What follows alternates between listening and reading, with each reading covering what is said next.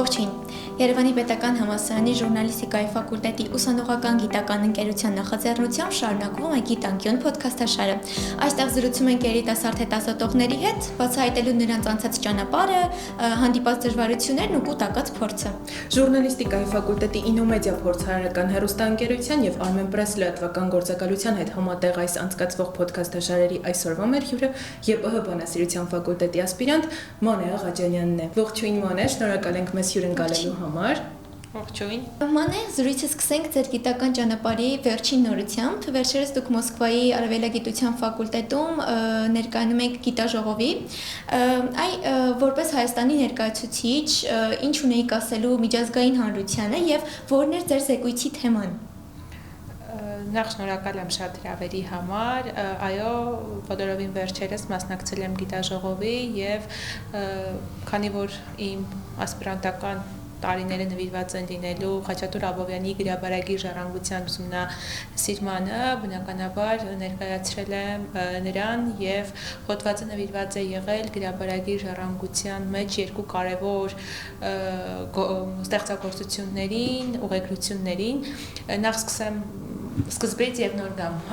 թե ինչու ենք հենց այս թեման ընտրել, բոլորովին վերջերս Խաչատուր Աբովյանի տուն-թանգարանի ջանքերով տպագրվեցին Խաչատուր Աբովյանի ուղեգրությունները, որոնց մեջ տեղ գտան երկու գրաբարագիր ուղեգրության, արդեն աշխարհաբար փոխադրություն, ճանապարհորդություն եւ առին բարեցնունդ աշակերտների եւ քանի որ դրանք ոչ միայն ինքնակենսագրական առումով են շատ կարեւոր, այլ նաեւ լեզվական առումով, փոխադրելուց հետո հանձնառանք հոդված գրել դրանց մասին։ Առաջին հոդվածը նվիրված էր բառապաշարին, մասնավորապես նորակազմություններին եւ նորաբանություններին եւ երկու ուղեգրություններից մեզ հաջողվեց արձանագրել 110 կազմ բառեր եւ նորաբանություններ, ընդհանուր 110-ը, որոնց մեջ մտնում էին եւ նորակազմություններ եւ նորաբանություններ, որոնք տեղ չեն գտել եւ ոչ մի բառարանում։ Եվ դրանից հետո ուսումնասիրվեց Խաչատուր Աբովյանի ուղեգրությունների արդեն քերականությունը, հասկանալու համար, թե ի վերջո աշխարհաբարման տարեր կան, աշխարհաբարացման լեզուն տարեր կան, թե ոչ, եւ ծնվեց աշխարհաբարի տարերը Խաչատուր Աբովյանի ուղեգրություններում հոդվածը, որտեղ անդրադարձանք քերականական եւ շարահյուսական, ձևաբանական հարցերի, ցույց տալու համար, որ Խաչատուր Աբովյանը իր այսպես ջանքերը լեզուն բարելավելու, ավելի հասկանալի, ավելի պարզ դարձնելու սկսել է դեռ գրաբարից եւ հենց դրան էլ նվիրված էր։ Մանե, բայց մինչ այս փուլին հասնելը, ինչպես ընտրեցիք հենց բանասիրության ֆակուլտետը եւ ինչն էր, որ ստիպեց այդպես սիրահարվել լեզվին։ Իմ պարագայում որոշումը միշտ հստակ է եղել, ես դեռ դպրոցական տարիներից որոշել եմ, որ պետք է դառնամ բանասեր եւ երբևէ այլ մասնագիտության մասին չեմ մտածել ու չեմ երազել։ Բնականաբար իր մեծ ներդրումը ունի իմ հայոց լեզվի ուսուցիչը, ով այնքան էր սիրում հայոց լեզուն ու հայ գրականությունը, որ կարողացավ փոխանցել ինձ եւ այստեղ են ասում, որ երազանքը սկսվում է հավատացող ուսուցչից եւ արդեն 5-րդ դասարանից ինձ համար հստակ էր, որ ես պետք է դառնամ բանասեր։ Ձեր սերը հետաքրքիր է ինչպես վերաճեց գիտական հետաքրքրության, փորձենք ձեր օրինակով հասկանալ, թե ինչպիսին է երիտասարդ հետազոտողի գիտական ուղին ձևավորվում։ Միանշանակ պետք է լինես իսկապես սիրես եւ պատրաստ լինես մտնելու գիտական աշխարհ, բայց այդ ճանապարհին կարեւոր են մարդիկ, բնականաբար, որոնց կհանդիպես եւ ովքեր քեզ կուղղորդեն այդ ճանապարհով։ Արդեն հայ բանասիրության ֆակուլտետում, երբ անցնում էինք ուսումնառությունը, ես հավասարապես սիրում էի թե հայոց լեզուն, թե հայ գրականությունը, երբեք չեմ տարանջատում, որովհետեւ կարծում եմ, եթե բանասեր ես, ուրեմն քո պարտքն է լավագույնս տիրապետել, հնարավորինս լավագույնս տիրապետել թե լեզվին, թե գրականությանը։ Իհարկե ղեկավարի շնորհիվ գիտական ես սիրահարվեցի պարզապես գրաբարին եւ որոշեցի հենց առաջին կուրսից, եթե այն ժամանակ դպրոցական տարիներից որոշել էի բանասեր դառնալ, ապա առաջին կուրսից էլ հստակ որոշեցի, որ ուսումս պիտի շարունակեմ գիտական աշխարհում, հայ բանասիրության ֆակուլտետում եւ խորանամ գրաբարի ու մասնավորապես հայոց լեզվի պատմության մեջ։ Իսկ եթե ավելի լայն նայենք ոլորտին, ինչ հնարավորություններ են այսօր բացվում երիտասարդ գիտնականների առաջ բանասիրության մեջ։ Ես կարծում եմ, որ բանասիրությունը այն մասնագիտությունն է, որ չափից դուրս շատ հնարավորություններ կարող է տալ, եթե ճիշտ օգտագործես եւ ճիշտ մոտենաս։ Եթե ես խոսեմ իմ օրինակով, ես կարող եմ վստահաբար ասել, որ ընձեռնած հնարավորությունները շատ են եւ եթե դու կարողանում ես օգտագործել, ապա չես մնում միայն ուսուցիչ, իջը լավագույն կոչումն է, միայն դասավանդողի դերում, այլ կարողանում ես այլ քայլեր եւս անել։ Իմ անձնական փորձից ասեմ, որ գրաբարի իմացությունը կամ առհասարակ լեզվաբանի մասնագիտացման շնորհիվ ես աշխատում եմ այսօր Խաչատուր Աբովյանի տուն թանգարանում եւ փորձի շնորհիվ ես այնտեղ եմ պարզել, որ Խաչատուր Աբովյանն ունի գրաբարագի ժառանգություն եւ մասնագիտական ինչ-որ գիտելիքներ ինձ թույլ են տալիս նաեւ կատարել փոխադրություններ Խաչատուր Աբովյանի շատ գործեր, որոնք այսօր անհայտ են հանրությանը, աբովյանագիտությանը, հասարակությանը շատ շատերին, դրանք կարողանում ենք ավելի պարզ ձևով մաչելի դարձնել։ Ինչպես նաեւ ուսումնասիրել մեր մատենագրության շատ կարեւոր էջեր, մինչեւ այստեղ անցնելը ես բնականաբար այլ գիտական աշխատանքներ եւս գրել եմ, օրինակ դիպլոմային աշխատանքս նվիրված է եղել Կիրակոս Գանձակեցու հայոց պատմությանը եւ մագիստրոսականս Զաքարիա Քանաքերցու պատմություն եւ Հովանոս Սուրբանից Կոնդակի երկերի լեզվին, ինչը հետո իդեպ պիտի դառնար իմ ատենախոսության թեման։ Մենք հենց այդպես էինք ծրագրել եւ ես այդքան լուրջ էի մոտեցել աշխատանքին, բայց ճակատագրի բերումով, ինչի համար ես շատ ուրախ եմ, ես հայտնվեցի թանգարանում, պարզապես իրարարվեցի Խաչատուր Աբովյանի գրաբարագի ժառանգությանը եւ ոչ միայն եւ կարողացանք այսօր փոխել թեման եւ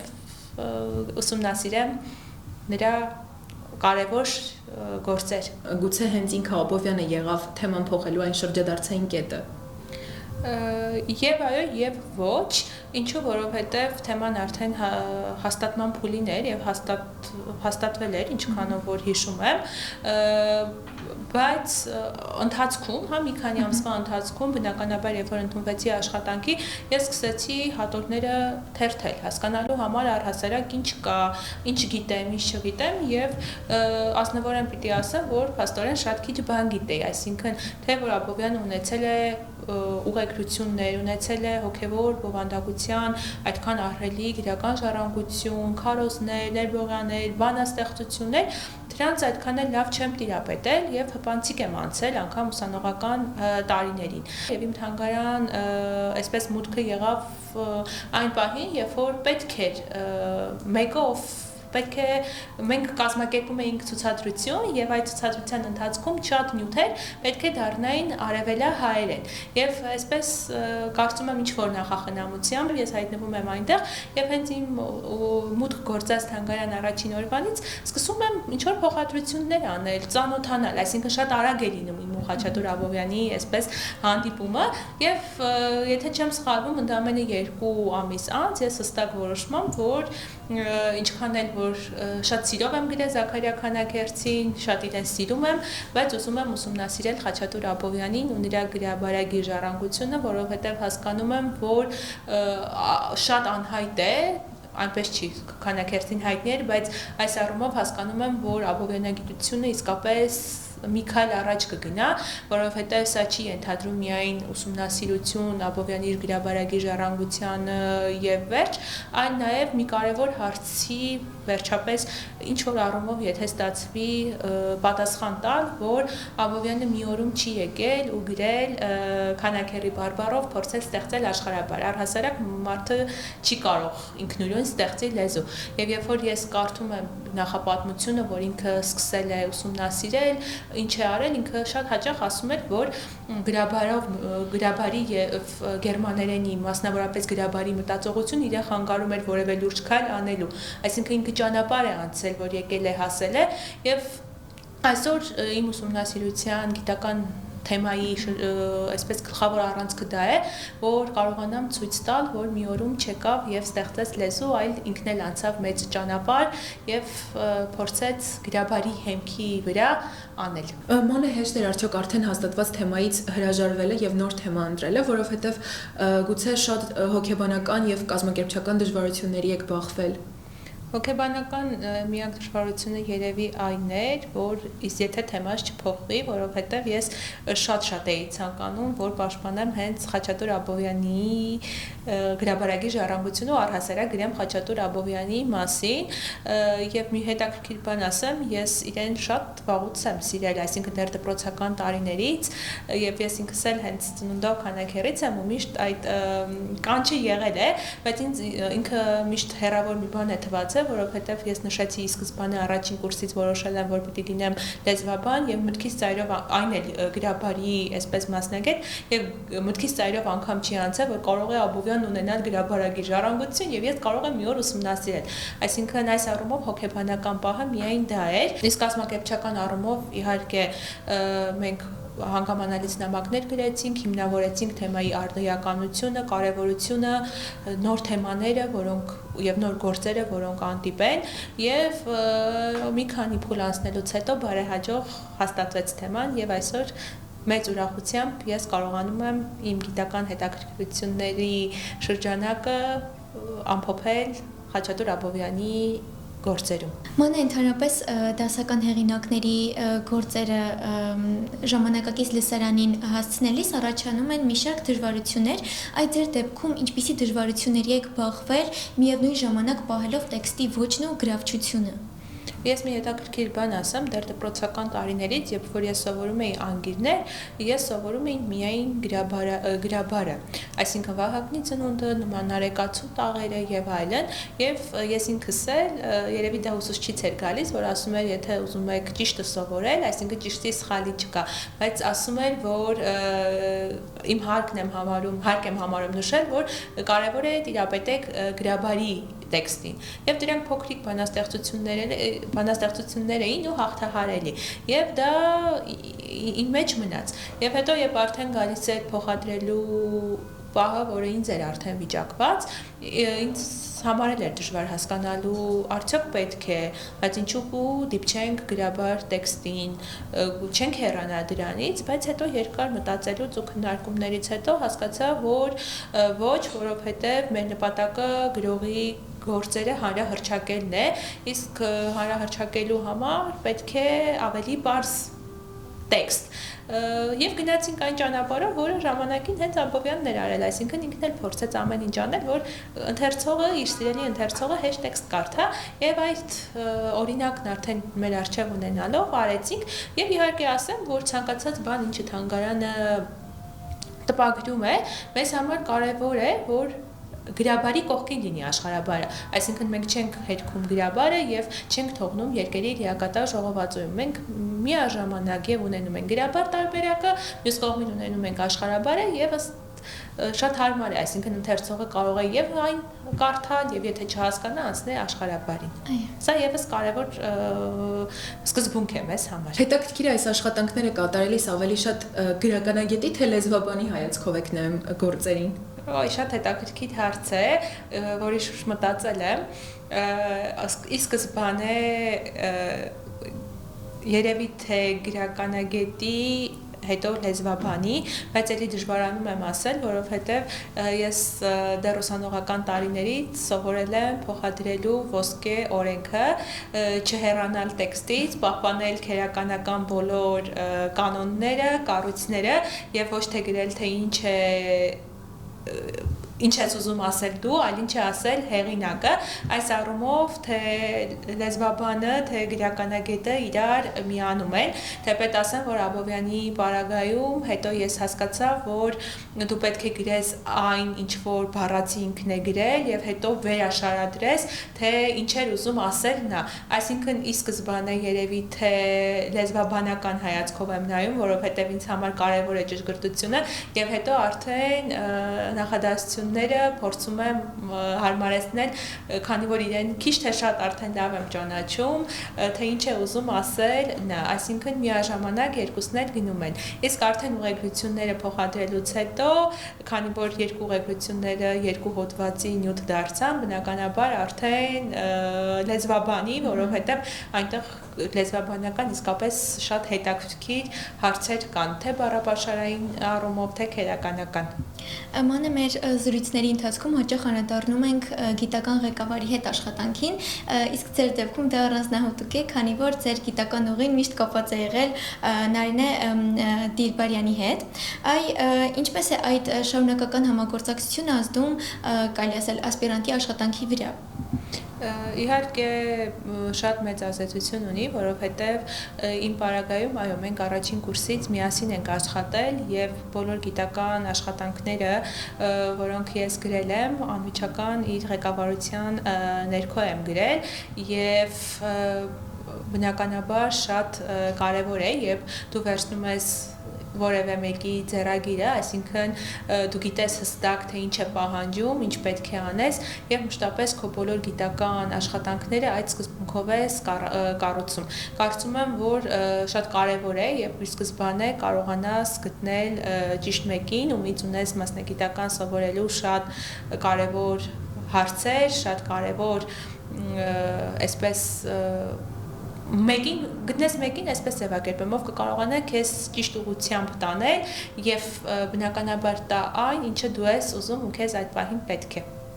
Մանե եւ թերևս մեր վերջին, բայց կարևոր հարցերից մեկը, ի՞նչն է ձեզ մոտիվացնում գիտության ոլորտում, որպես երիտասարդ հետազոտող։ Դժվար հարց է, երևի նախ իմ պարագայում անսահման սերն է մասնագիտական, որովհետև ես իսկապես շատ եմ սիրում իմ մասնագիտությունը եւ երբևէ ինչպես չեմ պատկերացրել, որ կարող է այլ մասնագետ դառնամ, այսօր ավելի քան երբեք չեմ պատկերացնում, որ կարող է գա մի օր, որ փոխեմ մասնագիտությունս, իսկ հիմա երևի թե ինձ ամենաշատը մոտիվացնում է իմ թեման հետազոտության, բնականաբար Խաչատուր Աբովյանը եւ այն գիտակցումը, որ ես հիմա անում եմ մի բան, որը նպաստում է հայագիտությանը, որը նպաստում է բանասիրությանը, հայ բանասիրությանը, որը նպաստում է Աբովյանագիտությանը եւ բոլորովին նոր է, այսինքն չկա մի գիրք, որ ես բացեմ եւ կարողանամ մտածել կամ վախեր լինել, թե ինձնից առաջ եղել է մեկը, ով ուսումնասիրել է կամ չի ուսումնասիրել։ Եվ դա կարևորագույն կարծում եմ շարժառիթն է գիտական հետազոտողի համար, այն միտքը, որ դու անում ես մի բան, որը միջև քեզ չի արել, ու միաժամանակ նաեւ պատասխանատու, որ անես այնպես, որ կարողանաս ինչ որ առումով թեմային ճիշտ ընթացք եւ ճիշտ լուծում տաս։ Այո, շնորհակալ ենք Մանե անկեղծ հետաքրքիր զրույցի համար։ Այս պահին առաջարկում եմ անցնել մեր հաղորդման երկրորդ հատվածին, ամենաակտիվ եւ ամենասիրելի թերևս բլից հարցերին, որտեղ ակնկալում ենք ձեզնից շատ արագ, բայց անկեղծ պատասխաններ։ Շատ լավ, սիրով։ Եթե ոչ գիտություն, ապա գիտություն։ Լեզվաբանությունը ձեզ համար Արդեն ապրելակերպ է։ ձեր ամենասիրելի գրաբարյան բառը։ Անտարակույս։ Եթե Աբովյանին մեկ հարց տալու հնարավորություն ունենայիք, որը կլիներ։ Ինչպես է հասցրել այդքան բան անել։ Եթե ձեր գիտական ուղին լիներ ստեղծագործություն, ինչ անուն կտայիք դրան։ Գրաբար։ Գրական հերոս, որին կուզենայիք հանդիպել։ Աբովյանի աղասու։ Մի մենագրություն, թե գիտական ամսագրերում տպագրված մի քանի հոդված։ Մի մենագրություն։ Մեկ հատկություն, առանց որի դժվար է երիտասարդ գիտնականի համար։ Համառություն։ Շարունակեք միտքը։ Լեզվաբանության վերաբերյալ ամենամեծ սխալ պատկերացումն այն է, որ չոր գիտությունը։ Եվ ձեր գիտական ուղին մեկ բառով։ Ճանապարհ։ Մանե, շնորհակալ ենք հենց ձեր ճանապարհի մասին մեզ պատմելու համար։ Ես եւս շնորհակալ եմ։ Դե ինչ, այսօր էլ բացահայտեցինք Մանե Աղաջանյանի գիտանկյունը։